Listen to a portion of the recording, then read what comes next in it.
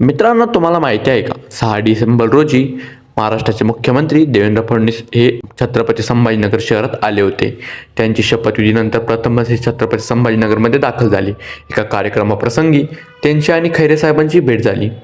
खैरे साहेब बोलले, तुमचं पार्सल तुम्ही वापस घेऊन जा.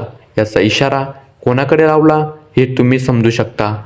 हा इशारा अंबादास दानवेकडे बघून चंद्रकांत खैरे यांनी फडणवीसला सांगितले. कुठलं तरी पार्सल घेऊन जायचं सांगत होता तुम्ही फडणवीसांना.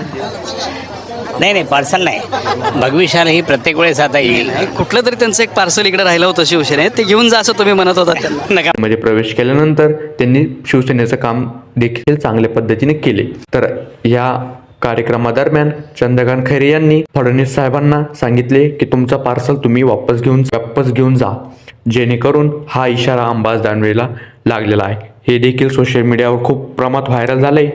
अशीच माहितीसाठी आपल्या